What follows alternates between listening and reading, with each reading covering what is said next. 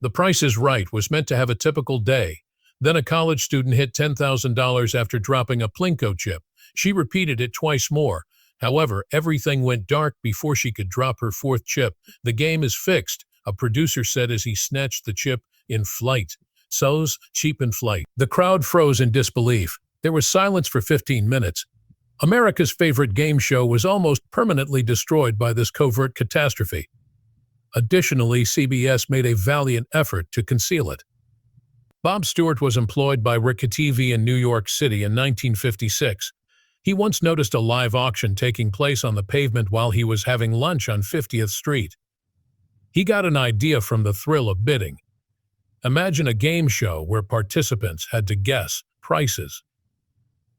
The concept was dubbed the auctioneer by him. Stewart had prior radio and television experience. He had previously worked for NBC and W New. He soon met Monty Hall, who would go on to become a well-known host. "You got any ideas?" Hall inquired after introducing Stewart to Goodson, Todman Productions, and Driction's Nuquizuriat. The Price is Right is the result of the encounter. On November 26, 1956, the debut episode of the show was shown on NBC, hosted by Bill Cullen. The pilot was a complete failure. A stagehand failed to give Cullen a signal, causing him to crash into a wall during filming. As was typical in the 1950s, NBC had already purchased the show before viewing the pilot. The network attempted to terminate it after the accident and even offered money to do so. Bill Todman and Stewart, however, declined. They made NBC stick to their agreement because they believed in the show. It was a wise choice. American game shows were struggling in the late 1950s. In 1958, a Dado contender discovered a notepad containing answers intended for another player, sparking a cheating controversy. That incident led to an inquiry. It quickly became evident that a number of quiz shows were rigged. Charles Van Doren, who had been taught and provided answers beforehand, was the most well-known case on 21. The majority of high-profile quiz programs had vanished by 1960. Networks were obliged to clean up after new laws and congressional inquiries. However, The Price is Right remained intact. It began on November 26, 1956 on NBC. It has a straightforward format. Without going beyond, contestants made educated guesses about the costs of commonplace products. Cheating was not an option. The host was Bill Cullen. Don Pardo declared, "The audience adored it." Adored it. It expanded quickly, and by the fall of 1957, a primetime version was available. Additionally, it was the first game show to be aired in color. The Price is Right gained greater credibility as others were removed from the air. People thought it was sincere. At a period when viewers felt deceived, that increased its appeal even further. Ratings fell in 1963, and the show was canceled by NBC. ABC intervened promptly. They relocated the show on their network on September 9, 1963. They changed a few things. Don Pardo was replaced by Johnny Gilbert. Celebrity guests appeared on the show and performed for a selection of the crowd. However, the main concept remained unchanged. Can you guess the cost? Stay away. The primary sponsor behind the scenes was Lever Brothers, which is now Unilever. Products including Handy Andy Cleaner, Whisk Detergent, and Imperial Margarine were advertised on the show. They have a distinctive Dove beauty bar. Every week, even those who did not win, contestants received Dove bars. It was clever marketing. Dove became a well-known worldwide brand. The business lowered the bar size from 100 grams to 90 grams in 2022, but maintained or increased pricing. On September 3, 1965, the show's original run came to an end, despite efforts to keep it interesting. In 1964, the primetime version had already been discontinued. It continued for another year throughout the day. The ability of spectators to estimate pricing was one peculiar issue. The home viewers showcase asked participants to mail in their big responses. One prize package featured a 32-way perfect tie by 1959. Producers were required to sort through sacks of mail and settle disputes over the phone and telegram. It was impossible to handle. On September 4, 1972, The Price is Right returned to television after a 7-year hiatus. It felt and looked quite different this time. It was revived by CBS as The New Price is Right. They created a new quiz format and eliminated the previous one. The emphasis shifted to estimating the cost of commonplace things. The concept was straightforward. Contestants were not allowed to exceed the real amount and were only allowed to bid in whole dollars. There were only 3 price games in the brief 30-minute presentation at first. However, that was sufficient. Not long after, it became popular. They removed the word "new" from the title by June 1973. The program had discovered its voice. It was authentic. It seemed just. Anyone could play the game. You didn't have to be quick or intelligent. All you needed to know was how much things cost. That's why it was successful. The Price is Right felt genuine at a time when people were still reeling from the 1950s game show cheating scandals. We also got something memorable from the show. Everything changed when announcer Johnny Olsen yelled something in 1972. "Come on down," he said. The American society adopted that simple term. The audience erupted each time he repeated it. People screamed, clapped, hugged strangers, leaped from their seats, and ran in the direction of the stage. It was noisy. Everything was in disarray. It was thrilling. People gradually began rehearsing their responses at home. While some danced or sobbed, others performed cartwheels. Later on, the show even aired archival footage of people falling in shock or being dragged to the front. It all began with those 3 words. Then there was another significant shift. The duration of the presentation doubled on December 1, 1975. In any case, this was a significant event, even though some sources claim the transfer may have begun as early as November 3. The prices were converted into a 1-hour show by CBS. This allowed them to play 6 price games rather than just 3. Additionally, it allowed them time for the Showcase Showdown, a brand new event. The huge wheel was introduced at that time. There were 20 segments on the wheel. In 5-cent increments, it went from 5 cents to precisely $1. In the period between December 1975 and June 1978, such incentive was $1,000. Later, additional bonus spins were added, and the prize increased. The purpose of the wheel was to create tension. The portions were precisely weighted and measured. Although it was still difficult to obtain, it appeared that the dollar was constantly within reach. It gave those moments a lasting impression. The man who kept everything together was Bob Barker. On September 4, 1972, he began hosting the program. He remained till 15 June 2007. It is precisely 6,586 episodes. He initially hosted Truth or Consequences as well, but The Price is Right took over his life. Following the passing of executive producer Frank Wayne in March 1988, Barker took on even more responsibility. He was promoted to executive producer. In addition to creating The Price is Right $1 Million Spectacular, a special edition of the show that aired in prime time, he assisted in the creation of games. Barker gained notoriety for something else as well. He delivered the same message at the conclusion of each show. Help manage the pet population, he urged. Have you had your dogs neutered or spayed? It got ingrained in the show's history. Every day, the remarks were heard by millions of viewers. CBS took a chance when Barker retired in 2007. Drew Carey, a comedian, was chosen to take over as host. In October 2007, the first episode of Carey was broadcast. Longtime fans weren't sure at first. Barker had been composed and elegant. Carey was more laid back and informal, but he eventually settled into a groove. He has hosted over 3,269 episodes to date. He maintained the essence of the show. Although he introduced his own comedy and style, he respected history. It all goes away, Carey stated in an interview with People magazine. All day long, it's simply vibrating. On The Price is Right, an incredible event occurred on July 22, 2008. One of the college students volunteered to play Plinko. Her first chip fell into the $10,000 slot machine. The audience applauded. The same thing happened to her second chip. Her third chip then struck the $10,000 slot as well. It had never occurred before. 3 consecutive flawless drops. Already she had earned $30,000. Everyone in the audience stood up. They were yelling. It had a magical feel to it. However, everything changed as she was about to drop her 4th chip. On stage, a floor director rushed. The chip was smacked out of the air as he pushed forward. Everybody froze. The game is fixed, he added, leaning dangerously close to Drew Carey.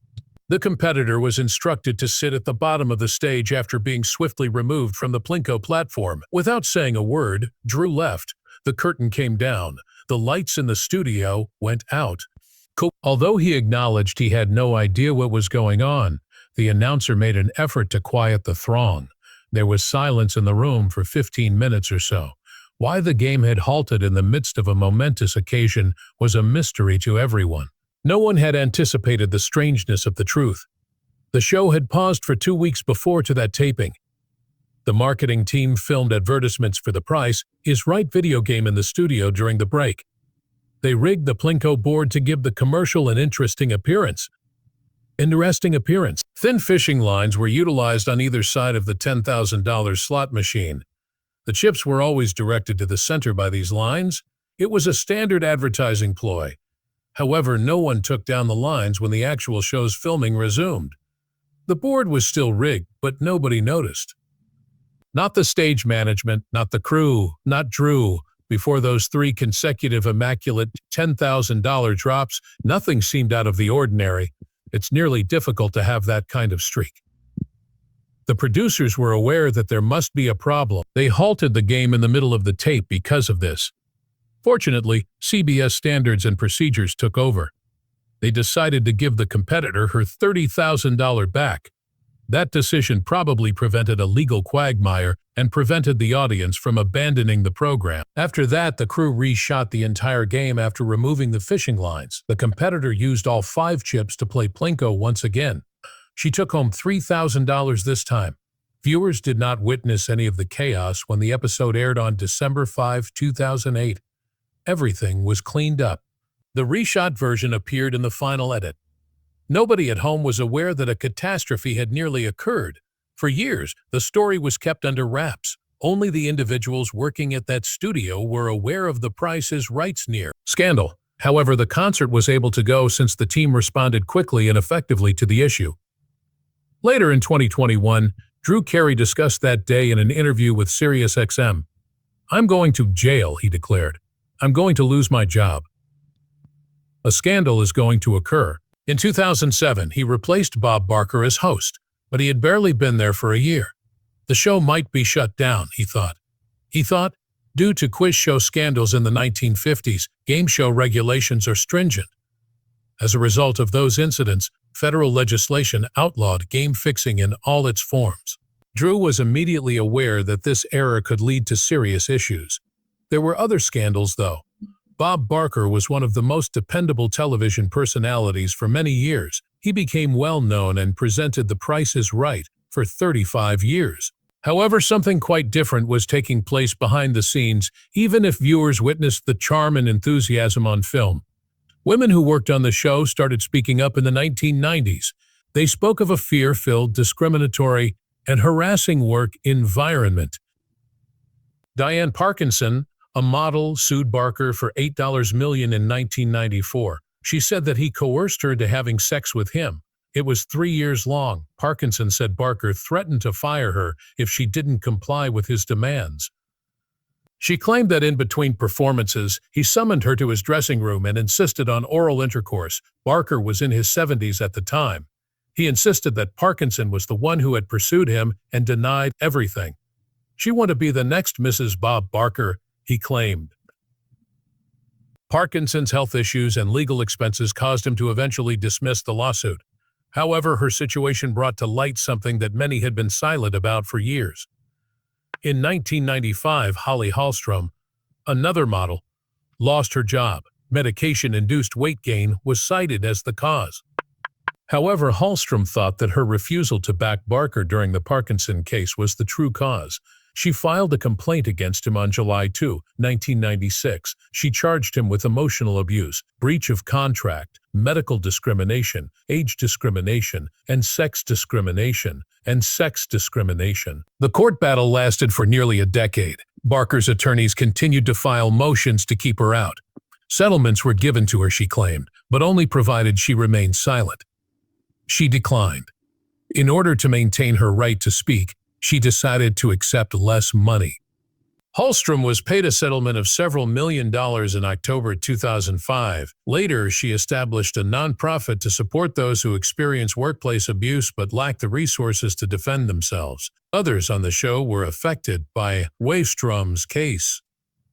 After making statements in support of her, models Kathleen Bradley and Janice Pennington were both let go. Since 1972, Pennington had been involved with the show. Bradley was the show's first permanent black model, having joined in 1990. Cheryl Paris and Linda Regert, production assistants, were also fired. They had also advocated for Hallstrom. It was an obvious message. You would be forced out if you opposed Barker. Sharon Freeman, another employee, brought her own claim. She said that after experiencing inappropriate behavior and sexual harassment on set, she was let go. Model Lanisha Cole also filed a lawsuit in 2011. She brought a lawsuit alleging 7 different things, including unjust detention and sexual harassment. She claimed that she had been mistreated by 2 of the show's producers. Even years after the initial cases, Cole's case demonstrated that the issues persisted. The show's culture wasn't just harmful to women, it was discriminatory as well. Hallstrom and others testified under oath that the call sheets had a letter B next to the names of the black contestants. The majority of the white competitors had already been selected when they were introduced in the third act. Barker didn't want a lot of black participants on show, according to Hallstrom. As a joke, she added, he would flee whenever they attempted to embrace him. However, the joke lacked humor. It was a component of an overly long permitted pattern. 4 months following Barker's retirement in 2007, a long-standing employee made a statement. Deborah Curling had 24 years of this experience as a contender screener. She sued for emotional abuse, sexual harassment, and racial discrimination. She claimed that she had reached her breaking point because of the show's culture. The Price is Right crew behind the multicolored set and the beaming host. We had a very different problem. There was a pattern of abuse and silence in the lawsuits. Others spent years of their lives battling unwelcome court fights, while others lost their careers and health. In 2007, Drew Carey assumed control of The Price is Right. He was regarded as a humorous and amiable host for many years. He laughed with each competitor and had a smile on his face during every wheel spin. However, that image began to deteriorate in 2025. Several sources made grave allegations on March 21st. They claimed that Carey had ruined the workplace. Employees said that he frequently screamed at people on set. It occasionally occurred during tapings. At other instances, it took place behind closed doors. At least 7 crew members were considering filing a lawsuit. They said that this conduct had persisted for several months. There was tension behind the scenes. Carey's mood began to change in late 2024, according to production staff. On certain days, he was cheerful and gregarious. He may suddenly become aloof or irate the following day. He left the set in the middle of production in February 2025. There were delays as a result of the 45-minute stoppage. Chosen contenders were already in line. Following that day, employees began alerting one another of Carey's mood through silent signs. In early 2025, 3 longtime crew members departed. They all cited the harsh work environment as the reason. The show itself started to seem strange. One episode among the 2024 that aired on December 12th stood out for all the wrong reasons. It got popular on the internet very soon. On Bidders Row, 2 competitors placed identical bids. $10,000 was guessed by one person as though it were an actual sum. Competitor was unable to adhere to the fundamental guidelines during safecrackers. Carey had to repeat the explanations. "Oh, I did," she said after winning a television set. "What location is it?" Ignoring the audience, another pushover competitor shoved each block off the stage. Nobody. Did you believe it? Her pricing game was only won by one individual, Linda. In just 2 days, that program received over 2.3 million views on YouTube. Then February 2025 arrived. Contestants were asked to guess the cost of an iPhone 6 in one episode. $7,500 was the first person's response. $0. 0 was the second guess. $7,501. The real cost came to $1,969. The audience let out a gasp. "I hope the marketing folks at Apple are watching this," Carey replied, glancing at the camera. While the audience chuckled, opinions on the internet were divided. Some found it amusing. Carey went too far, according to others. They didn't enjoy watching the host ridicule the competitors on national television. In a single day, that clip received over 300,000 views. November 20, 2024, saw a lesser controversy. Agnes, one of the competitors, was playing line M up hot. To win a car, she had to arrange numbers. Carey replied, "You have to change this to a 2 because the 4 is wrong," following her initial prediction. The crowd then started yelling. Carey told her, "They want you to make this a 0. When she asked if that was right, he repeated it. Agnes made the change and won. One fan later accused Carey of helping too much. CBS didn't say anything about the moment, but people on the crew said it wasn't against the rules. Hosts are not supposed to guide players, but there's no rule about repeating what the audience says. On October 23, 2024, The Price is Right aired what fans quickly called one of its worst showcase rounds in years. The two finalists, Anissa and Lewis, had made it all the way to the end. But when the curtain lifted, what they saw didn't match the moment. The first showcase offered trips to New Orleans, Iceland, and Ireland. Nice destinations on their own, but longtime viewers noticed something missing. No beach, no tropical paradise, not even a luxury resort. The second showcase didn't help either. It included a set of diamond jewelry, a sound system, and a Mitsubishi Mirage. That car, according to fans online, was the cheapest ever featured on the show. Anissa looked crushed on camera. And it wasn't just her. Social media exploded. Viewers accused the producers of cutting corners, trying to save money ahead of the show's 10th series episode in February 2025. Some called it a betrayal of the game's legacy. Others just called it lazy. Either way, the damage was done.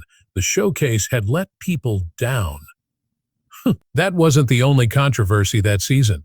In another episode, longtime announcer Rich Fields made a simple mistake. While describing a prize package, he called an HP computer a Dell. Harmless, right?